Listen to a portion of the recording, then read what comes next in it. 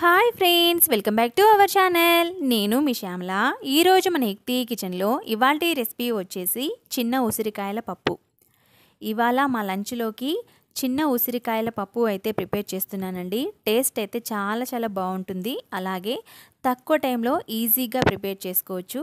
చిన్న ఉసిరికాయల పప్పు తయారీ విధానం చూసేద్దాం రండి.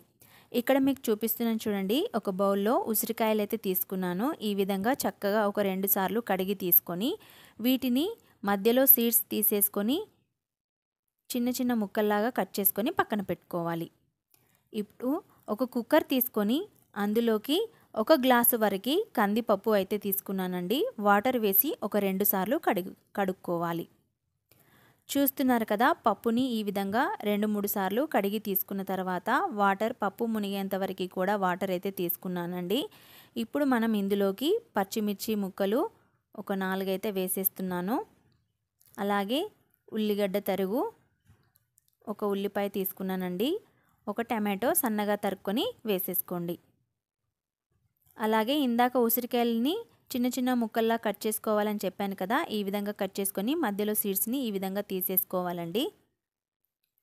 ఇలా ఉసిరికాయ ముక్కలని యాడ్ చేసేసిన తర్వాత ఇప్పుడు మనం ఇందులోకి ఒక 1/2 టేబుల్ స్పూన్ వరకు పసుపు, ఇందులోని ఒక 1 టేబుల్ స్పూన్ వరకు రెడ్ చిల్లీ పౌడరు, అలాగే రుచికి సరిపడా సాల్ట్,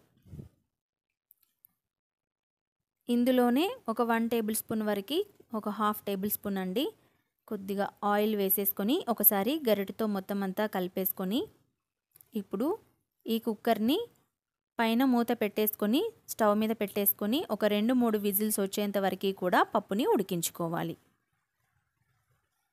కందిపప్పు కదండి, ఒక 3 విజిల్స్ వస్తే మనకి పప్పు అనేది చక్కగా ఉడికిపోతుంది. నేను ఇక్కడ 3 విజిల్స్ వచ్చిన తర్వాత మూత తీసి చూపిస్తున్నాను చూడండి. మనకి పప్పు అనేది ఈ విధంగా ఉడికిపోతుంది. ఇప్పుడు మనం ఈ పప్పుని పోపు వేసుకుందాం.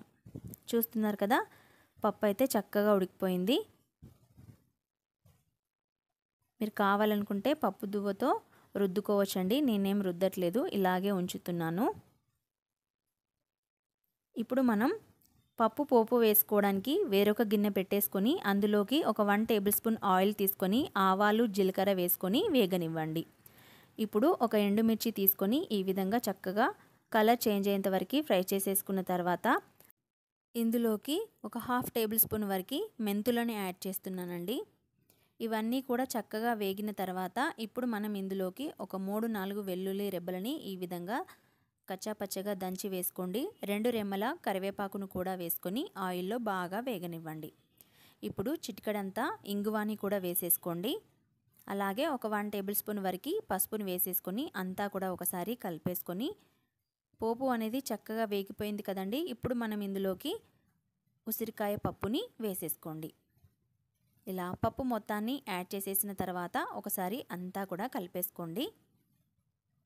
హై ఫ్లేమ్ మీద ఒక 1 మినిట్ ఉంచుకుంటే సరిపోతుంది. చూస్తున్నారు కదా, వేడి వేడిగా అండ్ టేస్టీగా చిన్న ఉసిరికాయల పప్పు అయితే రెడీ అయిపోయిందండి. చాలా చాలా టేస్టీగా ఉంటుంది. స్టవ్ ఆఫ్ చేసేసుకొని సర్వ్ చేసేసుకోండి. చూసారు కదండి, చిన్న ఉసిరికాయలతో పప్పు ఎలా తయారు చేసుకోవాలో. టేస్ట్ అయితే చాలా చాలా బాగుంటుంది. పిల్లలైనా పెద్దలైనా ఎవరైనా తీసుకోవచ్చండి. ఉసిరికాయలు హెల్త్కి కూడా చాలా చాలా మంచిది కదా. ఇలా పుల్లగా టేస్టీగా పప్పుని ఈజీగా ఎలా తయారు చేసుకోవాలో ఇవాల్టి వీడియోలో చూసేశారు కదా. ఐ హోప్ ఈ వీడియో మీకు నచ్చింది అనుకుంటున్నాను. నచ్చితే కనుక లైక్ చేసి మీ ఫ్రెండ్స్కి రిలేటివ్స్కి షేర్ చేయడం అస్సలు మర్చిపోవద్దు. మరిన్ని న్యూ రెసిపీస్ కోసం మా ఛానల్ని సబ్స్క్రైబ్ చేసుకోండి. Thank you for watching.